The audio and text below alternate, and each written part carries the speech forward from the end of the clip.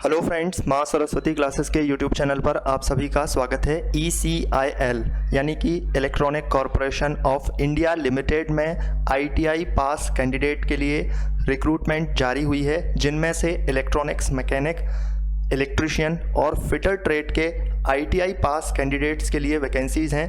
तो इस वीडियो में हम कंप्लीट डिटेल्ड इन्फॉर्मेशन आपको बताने वाले हैं कि इस रिक्रूटमेंट को किस तरीके से फिलअप करना है, इसमें कितनी पोस्ट हैं, एलिजिबिलिटी क्या है, एज क्या है, मेथड ऑफ सिलेक्शन क्या है। तो ये कंप्लीट इन्फॉर्मेशन आपको इस वीडियो में मिलने वाली है। इसके बाद आपको कोई भी कन्फ्यूजन नहीं रहेगा, सो आप इस वीडियो को बहुत ही केयरफुली स्टार्टिंग से देखिएगा। यहाँ पर हम बात करते हैं, ये इसका नोटिफिकेशन है जो कि आपको इसकी ऑफिशियल वेबसाइट पर भी मिल जाएगा, और जो अदर वेबसाइट्स होती हैं जिन पे जो वैकेंसीज़ आती हैं उनकी डिटेल्स होती है, जैसे कि सरकारी रिज़ल्ट, रोज़गार रिज़ल्ट, उन पर भी आपको ये नोटिफिकेशन मिल जाएगा। तो यहाँ पर इस नोटिफिकेशन को मैंने इसको पावर पॉइंट पर इस तरीके से बनाया हुआ है ताकि एक एक पॉइंट यहाँ पर समझने में आसानी हो। तो सबसे पहले यहाँ पर बात करते हैं कि ECIL जो वैकेंसीज़ आई हुई हैं, ये वैकेंसी किस प्रकार की हैं, क्या ये जो वैकेंसी है ये परमानेंट हैं या कॉन्ट्रैक्ट बेस पर हैं। तो यहाँ पर आप देख सकते हैं, इसमें आप हाईलाइट वाले पॉइंट पर देखेंगे तो इसमें क्लियरली मेंशन किया गया है, we are looking for dynamic and result oriented ITI passed candidate on fixed tenure contract basis. ये यहाँ पर आप देखिएगा, इस वैकेंसीज़ को इनके तरफ से कॉन्ट्रैक्ट बेसिस पर रिलीज़ किया गया है, और जो भी कैंडिडेट इसमें सेलेक्ट किए जाएंगे उनको कॉन्ट्रैक्ट बेसिस पर ही सेलेक्ट किया जाएगा। तो यहाँ पर आप इसको बहुत अच्छे से देख सकते हैं। अब ये जो कॉन्ट्रैक्ट बेसिस पर ये ले रहे हैं, तो कितने टाइम तक ये आपको अपने यहाँ पर जॉब में देंगे। तो यहाँ पर पहली बार इनकी तरफ से बताया गया है कि ये जो कॉन्ट्रैक्ट बेसिस पीरियड टाइम रहने वाला है वो 1 ईयर का रहने वाला है। इसके बाद अगर हमको आवश्यकता होती है तो हम इसको एक्सटेंड कर सकते हैं 3 साल के लिए। ठीक है, सबसे पहले ये आपको 1 ईयर के लिए रखेंगे, उसके बाद ये आपको 3 साल तक के लिए इसमें एक्सटेंड कर सकते हैं। ये डिपेंड करता है इनकी इनिशियल टर्म पर, जो प्रोजेक्ट इनके पास हैं, जो इनकी रिक्वायरमेंट है, और आपके तरफ से जो परफॉर्मेंस दिया जाता है उसके सेटिस्फैक्शन पर ये 1 साल से लेकर के 3 साल तक आपका जो टेन्योर है उसको बढ़ा सकते हैं। अब यहाँ पर बात करते हैं कुछ इंपॉर्टेंट डेट्स की, कि ये जो आपकी वैकेंसीज़ आई हैं इनके जो फॉर्म हैं वो कब से फिलअप होने हैं। तो इनका रजिस्ट्रेशन स्टार्ट होगा, जो कि ऑलरेडी स्टार्ट हो चुका है, जिसकी डेट है 1 अप्रैल। 1 अप्रैल से ये स्टार्ट हो चुका है। इसकी जो लास्ट डेट है वो आप देख सकते हैं 11 अप्रैल है। इसके बाद इसमें जो डॉक्यूमेंट वेरिफिकेशन की प्रोसेस है वो होने वाली है। तो इसके लिए अभी कोई डेट फिक्स नहीं की गई है, लेकिन जैसे ही इसकी डेट फिक्स होती है ये अपनी ऑफिशियल वेबसाइट पर इसके बारे में इंफॉर्मेशन डाल देंगे। इसके बाद अब हम यहाँ पर देखते हैं पोस्ट की डिटेल्स को। तो पोस्ट यहाँ पर जो दी गई हैं उनमें 3 पोस्ट हैं, इलेक्ट्रॉनिक मैकेनिक, इलेक्ट्रीशियन और फिटर।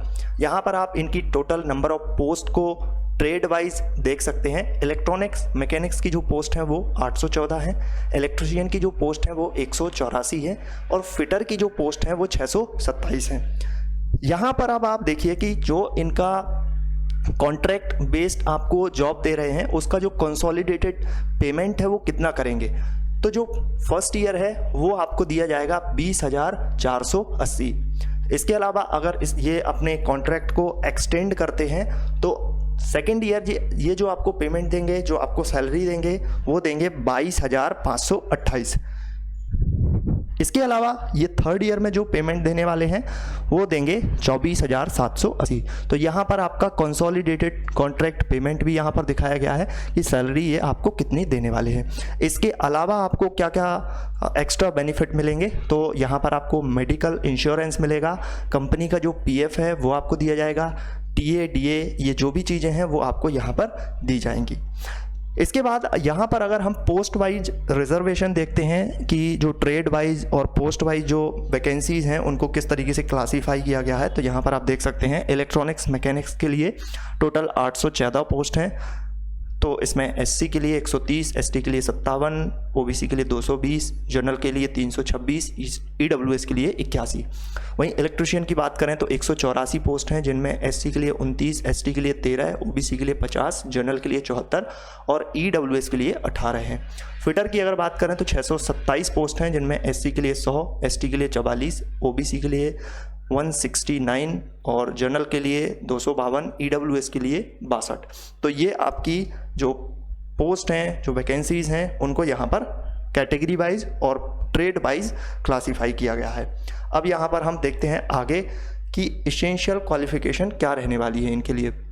तो एसेंशियल क्वालिफ़िकेशन जो है वो आपको यहाँ पर 2 ईयर का ITI डिप्लोमा पास करना होगा, यानी कि आपके पास 2 ईयर का ITI डिप्लोमा पास होना चाहिए, जिनकी जो ट्रेड है वो इलेक्ट्रॉनिक्स मैकेनिक है, इलेक्ट्रीशियन है और फिटर है। इसके अलावा यहाँ पर मैंडेटरी क्या है, मैंडेटरी है 1 ईयर अप्रेंटिस, जो कि NAC जो आपकी मिनिस्ट्री ऑफ स्किल डेवलपमेंट की तरफ से इशू किया जाता है, ये 1 ईयर का अप्रेंटिस होनी चाहिए आपके पास, तभी आपको इसमें क्या किया जाएगा, माना जाएगा, क्वालिफाई, यानी कि जो इसकी क्वालिफिकेशन है उसमें आपको लिया जाएगा। तो यहाँ पर ये 1 ईयर का जो अप्रेंटिस है ये तो होना ही चाहिए। इसके अलावा अगर आपके पास 1 ईयर का पोस्ट क्वालिफिकेशन एक्सपीरियंस होता है, जो कि मैन्युफैक्चरिंग है, प्रोडक्शन है, क्वालिटी है, मटेरियल मैनेजमेंट है, इंडस्ट्रियल स्टेबलाइजमेंट है, इनमें अगर आपके पास पोस्ट ईयर का क्वालिफिकेशन है, एक्सपीरियंस है, तो आपको इसके लिए एडवांस क्या मिलेगा, एडवांटेज मिलेगा, एक अलग से आपको प्रायोरिटी मिलेगी आपके मेरिट सिलेक्शन के लिए।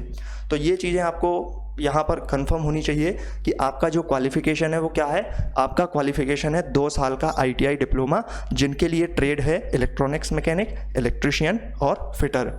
इसके साथ साथ 1 साल का अप्रेंटिस भी होना चाहिए। इसके अलावा अगर आपके पास पोस्ट क्वालिफ़िकेशन एक्सपीरियंस है तो उसमें आपको प्रायोरिटी दी जाएगी। इसके बाद ये आपका रिजर्वेशन रिलैक्सेशन है, जो कि गवर्नमेंट की तरफ से जो रहता है सेम वही रहने वाला है यहाँ पर। इसके अलावा अब हम मेथड ऑफ सिलेक्शन पे बात करते हैं कि इसका जो सिलेक्शन प्रोसेस है वो किस प्रकार से रहने वाला है। तो यहाँ पर आप देखेंगे तो जो सिलेक्शन प्रोसेस है उसमें आपसे ऑनलाइन एप्लीकेशन मंगाए जाएंगे। ऑनलाइन एप्लीकेशन मंगाने के बाद आपको क्या किया जाएगा, ट्रेड वाइज और कैटेगरी वाइज यहाँ पर शॉर्ट लिस्टेड किया जाएगा। ये किस बेस पर होने वाला है, तो ये आपके ITI में जो फाइनल मार्क्स हैं उनको यहाँ पर बेस लिया जाएगा, उनके आधार पर इनकी मेरिट बनाई जाएगी और इसका जो सिलेक्शन रेशियो है वो 1:4 रहने वाला है। यानी कि जैसे आपके 100 पोस्ट हैं, मान लीजिएगा किसी ट्रेड में 100 पोस्ट हैं, तो जो सिलेक्टेड कैंडिडेट होंगे वो 400 होंगे। तो इस रेशियो में इनको पहले फर्स्ट स्टेज के लिए शॉर्ट लिस्ट किया जाएगा। और ये किस आधार पर होगा, तो ये आपके ITI में जो जितने मार्क्स हैं उसके आधार पर आपको सिलेक्ट यहाँ पर किया जाएगा, शॉर्ट लिस्ट किया जाएगा।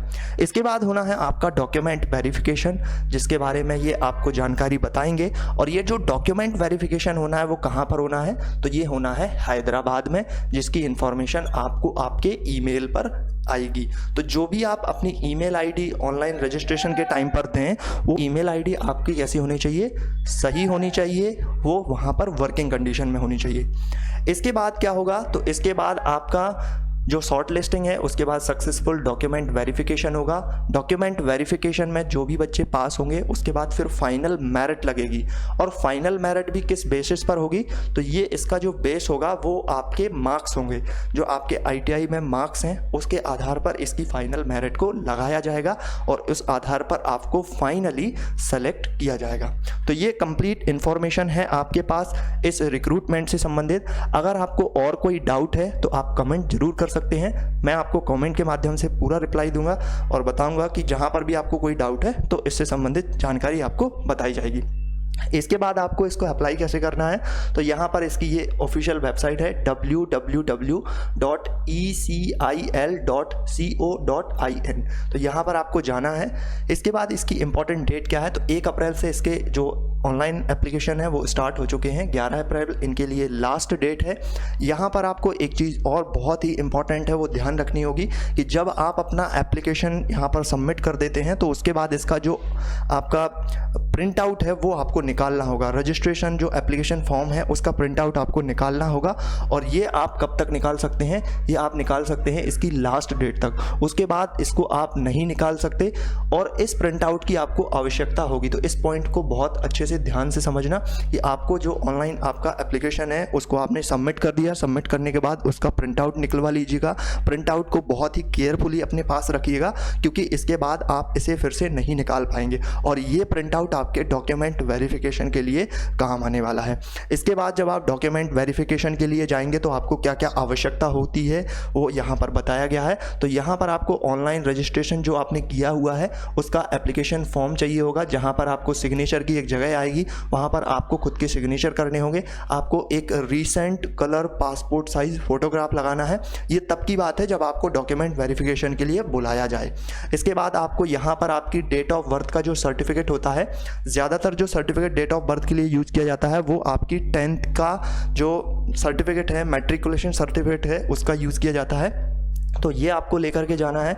इसके अलावा एक आपको गवर्नमेंट आईडी लेकर के जानी है, जैसे कि Aadhaar card, driving licence, passport, voter ID, इस तरीके से ये सब चीज़ें आपको लेकर के जानी है। इसके अलावा आपका जो क्वालिफिकेशन है, जो आपके एक्सपीरियंस है, सर्टिफिकेट हैं, वो आपको लेकर के जानी है। साथ ही साथ कोविड वैक्सीनेशन का जो सर्टिफिकेट है, जो दोनों डोज हमको कोविड की लग चुकी हैं, उनका जो सर्टिफिकेट आया है उसको आपको प्रिंट आउट कराना है, वो लेकर के जाना है।